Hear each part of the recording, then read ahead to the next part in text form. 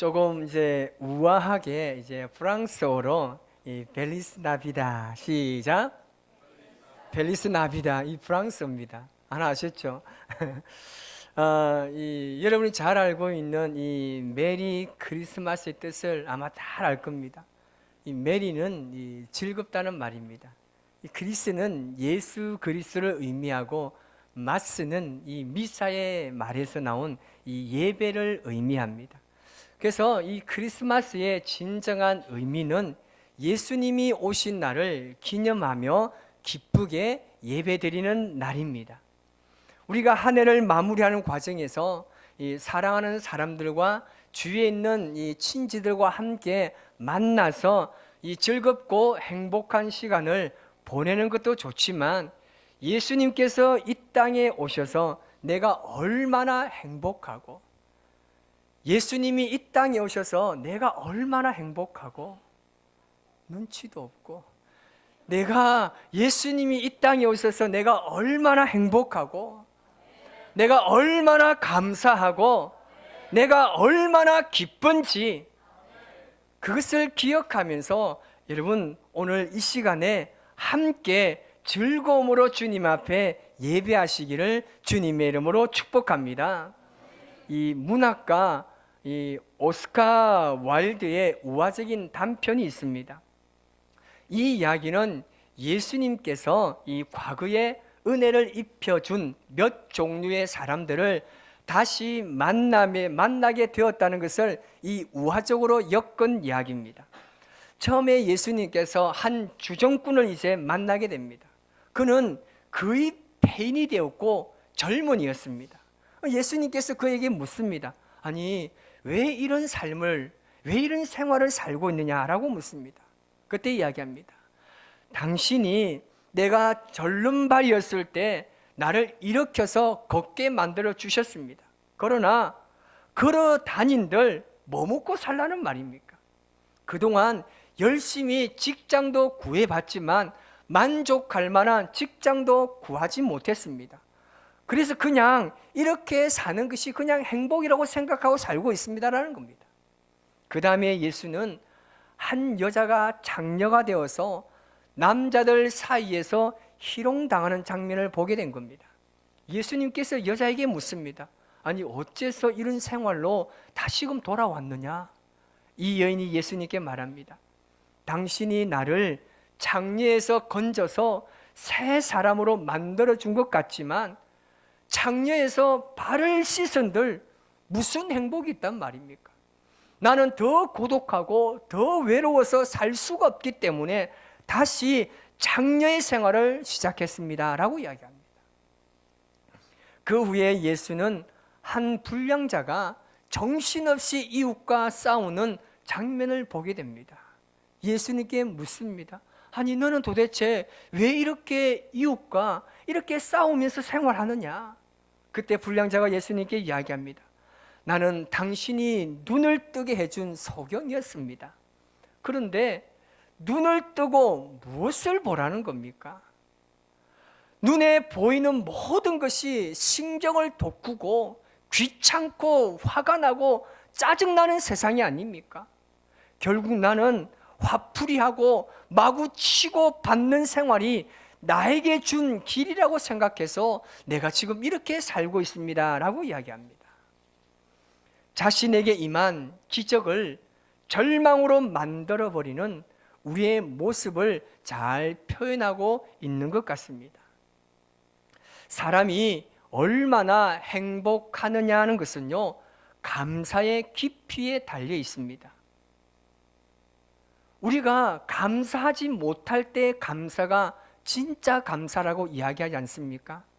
그런데 그 현실을 직면하게 되면 정말 감사라는 마음이 생기지 않을 때가 많습니다. 오히려 왜 이런 일이 나에게 일어났느냐고 불평과 원망 섞인 말들이 우리에게 오히려 많이 일어나고 있습니다. 근데 예수님께서 우리에게 뭐라고 말씀하셨습니까? 너는 범사에 감사라고 말합니다. 어떤 일이 있든 무엇을 경험하든 항상 감사라고 말씀하고 있습니다. 그러면 우리 그리스도인들은 정말 감사하는 삶을 살아야 됩니다. 어떻게 하면 감사하며 살 수 있겠습니까? 감사의 조건들을 어떻게 보면 쉽게 느껴지고 보이는 것도 있지만 보이지 않는 것도 굉장히 많습니다. 그러나 그것을 발견하는 만큼 우리의 영혼은 더욱더 풍성해진다는 사실입니다. 과거에 행하셨던 그 모든 일들을 하나님께서 행하신 것으로 그것이 은혜의 손길로 여겨질 수 있는 감사의 영성이 나에게 있다면 우리는 미래에 대해서 걱정할 필요가 없는 것입니다. 왜냐하면 그 하나님은 동일하신 하나님이시기 때문에 그렇습니다.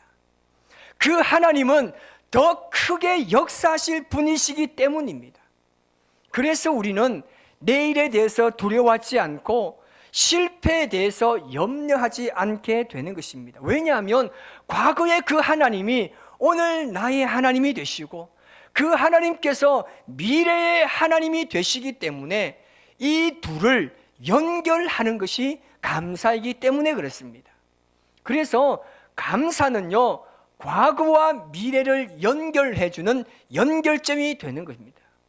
반대로 과거의 어떤 일에 대해서 하나님의 도우심이 분명히 있었습니다. 하나님의 역사도 분명히 있었는데 그것에 대해서 감사하지 않으면요, 그 일에 대한 하나님의 역사나 하나님의 도우심 그리고 하나님의 은혜는요 절대 깨달을 수 없다라는 것입니다. 그렇기 때문에 감사가 없다면 그 은혜의 하나님, 우리의 삶에 역사하셨던 하나님께서 미래에도 역사하실 것인지 아니면 역사하지 않으실지 우리가 확신할 수가 없는 겁니다. 그러니까 미래에 대한 두려움과 실패에 대한 두려움이 오늘을 살아가고 있는 우리의 현재의 삶에 있을 수밖에 없는 겁니다. 여러분, 성탄절은 어떤 날입니까? 하나님의 아들이 세상에 태어나심을 축하하는 날입니다. 하나님의 아들이 세상에 태어나셨다는 말은요, 하나님 자신이 사람이 되셨다는 의미를 포함하고 있습니다. 예수님은 하나님이시면서 동시에 사람으로 오신 줄 믿습니다. 그 놀라운 사실은, 더 놀라운 일은요, 사람으로 오시되 종의 모습으로 오셨다는 것입니다. 자신에게 있는 모든 영광을 다 포기하시고 종의 몸을 입으시고 세상에 사람으로 오셨다는 겁니다. 천대받기 쉬운 종의 모습으로, 사람들의 관심을 전혀 끌 수 없는 종의 모습으로 오셨다는 것입니다. 종의 모습으로 오셨기 때문에 악취가 진동하고 양들의 배설물이 여기저기 흩어져 있는 마구간 구석에 그 차갑고 그 단단한 그 말 구유에 자기의 몸을 누이셨습니다. 우리를 이토록 사랑하시는 하나님께서 왜 여러분 낮고 낮은 말 구유에 오셨을까요? 이유는요, 단 한 가지밖에 없습니다. 슬픔에 빠져 있는 우리를 위해서, 우리 인생을 구원하기 위해서 오셨습니다. 슬픔에 빠져 있는 우리를 위해서, 우리 인생의 구원에 위해서 오신 줄 믿습니다. 그 하나님께서 우리와 함께 하셔서 우리에게 기쁨을 주시기 위해서 오신 줄 믿습니다.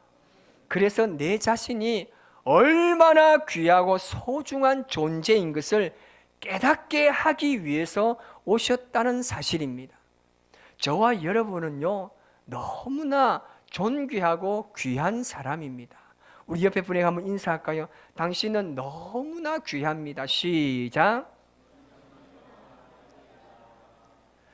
왜 우리가 소중하고 귀합니까?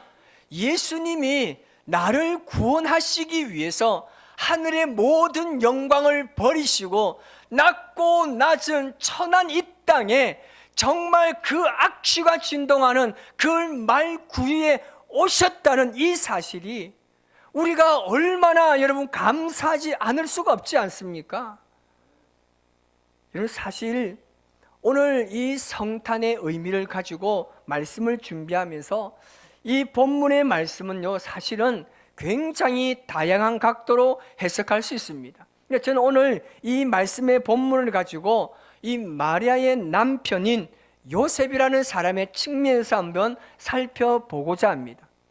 당시 이 유대 결혼법을 살펴보면요, 먼저 이 결혼 당사자들은 어릴 적에 그의 부모님에 의해서 정혼합니다.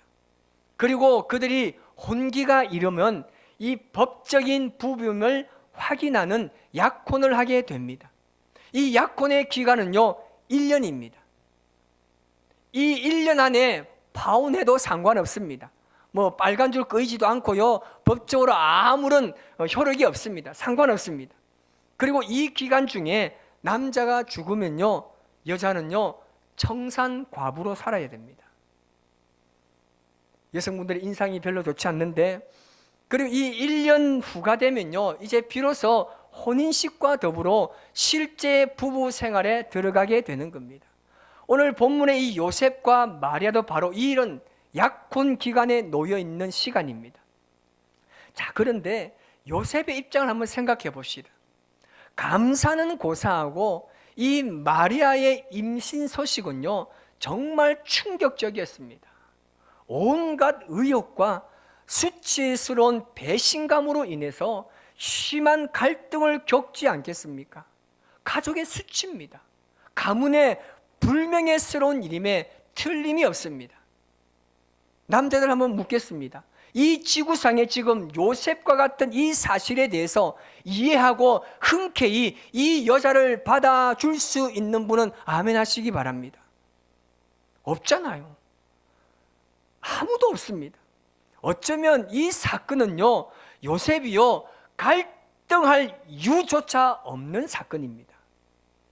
심리학에서 이 갈등을 이야기할 때 이 갈등은 이 심리적 대립 상태가 되면 행동으로 이 표출된다고 이야기합니다.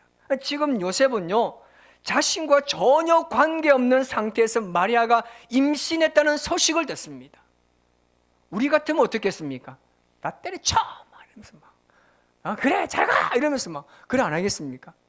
이 요셉이 지금 이 심리적 갈등으로 인해서 지금 혼자만의 대립 구도에 들어가게 된 겁니다. 그런데 이것이요 행동으로 표출이 되는데 이것은 전적으로 요셉의 선택에 달려 있다는 겁니다. 그래서 요셉이 선택합니다. 요셉이 어떤 행동으로 표현합니까? 19절 말씀을 우리 같이 한번 읽어보겠습니다. 그의 남편 요셉은 의로운 사람이라 그를 드러내지 아니하고 가만히 끊고자 하여. 여기서 우리가 주의 깊게 보아야 되는 것은 뭐냐면 요셉이 이 일에 대해서 행동으로 옮기기 전에 요셉에 대한 중요한 단서가 하나가 있습니다. 그게 뭡니까? 그의 남편 요셉은 의로운 사람이다 라는 말입니다. 의롭다는 말은 뭐냐면 그가 하나님과의 관계가 굉장히 바르게 세워져 있다는 것입니다. 우리가 이 부분에 대해서 어떤 교훈을 받을 수 있겠습니까? 요셉은 자신이 이해할 수 없는 이 사건을 가지고 어떻게 처리해야 하는지를 우리에게 지금 교훈하고 있는 겁니다. 우리 그리스도인들에게 어떤 문제나 어려움이 찾아오면 이 문제를 어떻게 해결해야 하는지에 대한 해답이 지금 나와 있습니다. 요셉의 행동은 세 가지로 표현되고 있습니다. 그 첫 번째 행동은 뭡니까? 요셉은요 마리아를 드러내지 않았습니다. 요셉은 남의 잘못을 드러내지 않는 사람이었습니다. 우리는 어떤 문제에 직면하게 되면 남의 잘못을 드러내고 그 사람을 공개적으로 망신을 주면서 문제를 해결하려는 사람이 많습니다. 하지만 하나님과의 관계가 바르게 세워져 있는 사람은요 절대 그 문제를 드러내서 그 사람의 잘못을 말하지 않는다는 것이죠. 두 번째는요 가만히 혼자서 해결하려고 했습니다. 많은 사람들이 어떤 문제에 대해서 너무나 그 문제를 가지고 떠들어댑니다. 사실 여부와 관계없이 어디서 가지고 왔는지 모르지만 여러 말을 가지고 공동체를 굉장히 혼란스럽게 합니다.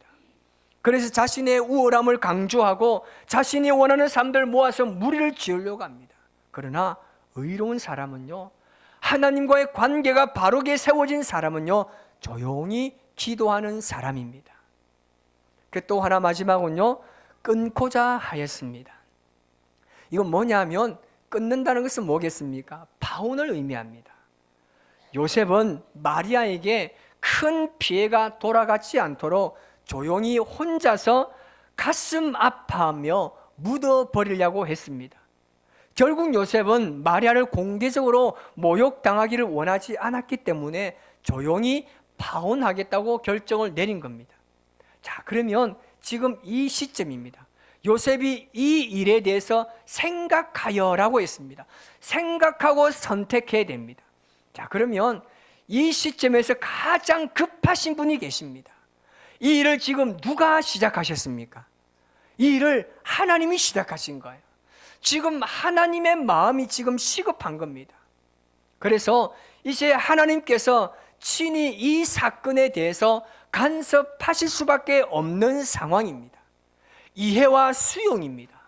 그리고 그 이해와 수용으로 인한 확신을 가지게 해야 하는 것입니다. 20절 말씀을 우리 같이 한번 읽어봅니다. 이 일을 생각할 때에 주의 사자가 현몽하여 이르되 다윗의 자손 요셉아 내 아내 마리아 데려오기를 무서워하지 말라. 그에게 잉태된 자는 성령으로 된 것이라. 아멘. 요셉이 이 일을 시작하려고 생각할 때입니다. 아브라함이 이삭을 하나님께 바치고자 하는 그 찰나의 순간 하나님이 그 사건에 개입하셨습니다. 부러지지 않고 여러분 피하지 않고 참아내면서 조금만 생각하면 그 생각 가운데 역사하시는 하나님을 경험할 수 있는 것입니다. 갈등이 행동으로 옮겨지기 전 그 생각의 시점에 하나님이 치고 들어오는 겁니다. 그래서 우리가요, 어떤 사건 앞에 놓였을 때 내 감정을 앞세워서 바로 그 일에 대해서 말하면 안 되는 겁니다. 그럼 분명히 공동체가 혼란스럽습니다. 깊이 생각해 보아야 됩니다. 내가 마음이 아프고 상처가 된다 할지라도 내 감정을 앞세워서 그 사건에 대해서 미리 말하면 반드시 사달납니다. 요셉이 생각했던 것처럼 그 생각할 그 시점에 하나님 치고 오는 겁니다. 그래서 이 순간에 하나님께서 가장 급하셨기 때문에 성령을 통해서 요셉에게 꿈에서 나타나서 말씀하시고 그를 이해시키고 그가 수용하게 되고 확신을 가지게 하나님께서 개입하셨습니다. 그래서 온 세상을 구원할 예수 그리스도가 이 땅에 오시게 된 것입니다. 여러분, 예수라는 이름의 뜻이 무엇입니까? 구원자라는 뜻입니다. 그런데 예수님의 또 다른 이름이 있습니다. 뭡니까? 임마누엘입니다. 구원자와 임마누엘이라는 이름이 주는 의미는요, 예수님께서 우리와 함께 하시는 구원자라는 의미입니다. 그분이 바로 하나님의 아들이고 우리와 함께 계시는 하나님이신 줄 믿습니다. 그리고 그 하나님은 우리를 위해서 이 땅에 오셨고 십자가에 죽으실 정도로 우리 모두를 사랑하셨습니다. 이것을 위해서 하나님께서 예수 그리스도를 이 땅에 보내주신 것입니다. 요즘 성탄절의 분위기를 보면 어떻습니까? 온갖 조명과 화려한 장식으로 인해서 곳곳마다 화려함이 넘치고 수많은 선물과 유흥들이 사람의 마음을 설레게 하고 있습니다. 여러분, 생일을 맞이하면 어떻습니까? 여러분, 생일을 한 번씩 당해 보시잖아요. 1년에 한 번씩요. 어떤 사람은 2번을 하시는 분도 계시던데 어떻습니까? 그 생일이 되면요, 내 주위에 있는 사람들과 그 모든 환경들이 다 내 중심으로 이루어지지 않습니까? 그런데 어찌된 일인지 성탄절은 이상하게 주인공이 빠진 축하의 날이 되고 말았습니다. 가만히 사람들의 얼굴을 한번 살펴보시기 바랍니다. 사람들의 얼굴을 살펴보면요, 그 사람들의 얼굴마다 지쳐 있습니다. 고독이 배어 있는 모습을 우리가 발견하게 됩니다. 성탄의 계절인 이 계절에 우리의 마음이 그냥 무감각한 분이 계십니까? 성탄절인데 여러분, 어젯밤에 설레해서 혹시 잠을 못 주무신 분 계시나요? 오늘이 성탄절인데 그렇게 설레임으로 주무셨던 분들 아멘 하시기 바랍니다. 아멘. 저는 정말 밤새 정말 못 잤습니다. 배가 불러서 그런 것도 있지만 참 이 성탄절에 너무나 기쁜 거예요. 정말 성탄이 아니면 나는 이 땅에 존재할 수도 없는 사람입니다. 우리는 너무나 똑같은 그날이라는 평범성 때문에 아무런 감동도 없이 그냥 계신 분들이 얼마나 많습니까? 그렇다면 과연 여러분, 이 여러분이 말하는 크리스마스는 누구를 위한 크리스마스입니까? 진정한 크리스마스의 의미는 무엇이라고 생각하십니까? 혹시 내 안에 예수님이 이 땅에 오신, 나를 위해 오신 그 감사가 작아지는 것만큼 크리스마스의 감동과 의미가 작아지고 있지 않은지 우리가 생각해 보아야 합니다.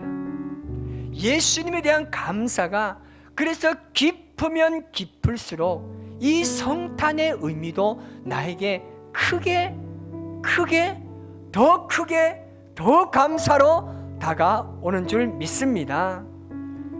사실 어제 우리 교회에서 처음으로 제가 부임하고 새벽송 대신에 이 저녁송을 했습니다.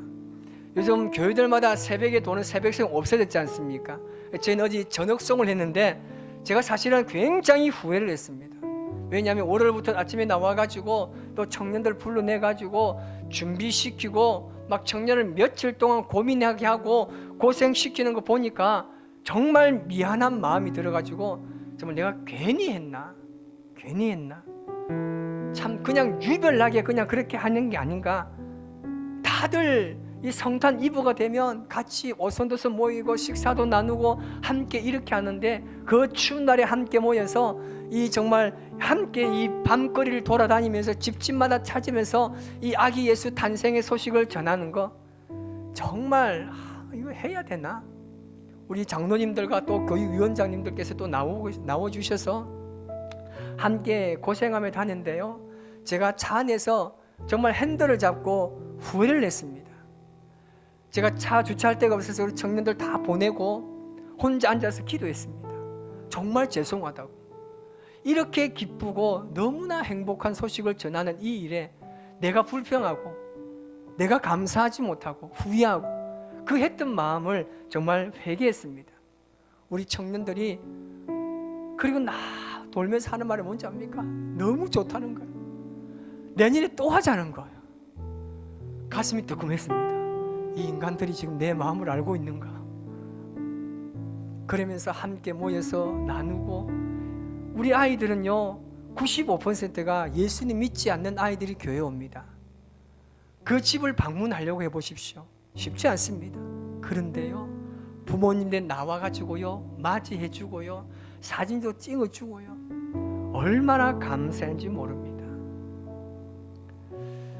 여러분, 우리가 이 예수님께서 이 땅에 오신 그 감사의 깊이에 따라서 저는 확신합니다. 우리가 감사의 깊이가 얼마나 깊으냐에 따라서 이 성탄절은 우리에게 과연 어떤 의미로 다가오는지 더 크게 감동으로 다가올 겁니다. 이 요셉 한 사람, 모든 사람들이 인정할 수 없고 이해할 수 없는 이 상황에 놓여 있는 이 요셉 한 사람, 그리고 인류를 구원하시기 위한 하나님의 섭리의 이 합작품이 그것으로 말미암아 전 인류를 구원할 아기 예수가 탄생한 줄 믿습니다. 얼마나 감사한 일입니까? 우리 모두도 예수님처럼 이런 이 요셉처럼 이런 의로운 삶을 살아서 모든 사람들과 성도들에게 선한 영향력을 드러내고 기쁘고 행복한 성탄, 그 어느 때보다 감사의 깊이가 풍성한 성탄절이 되시기를 주님의 이름으로 축복합니다. 우리 옆에 분에게 한 번 더 인사합시다. 더욱더 깊이 감사합시다. 시작. 자, 한 번 더 이 앞뒤 찬양대도 보시고 옆에 저 멀리 보시면서 한 번 더 아기 예수 탄생을 축하합니다. 시작. 자, 풍성한 성탄절 되시기를 주님의 이름으로 축복합니다. 기도하겠습니다.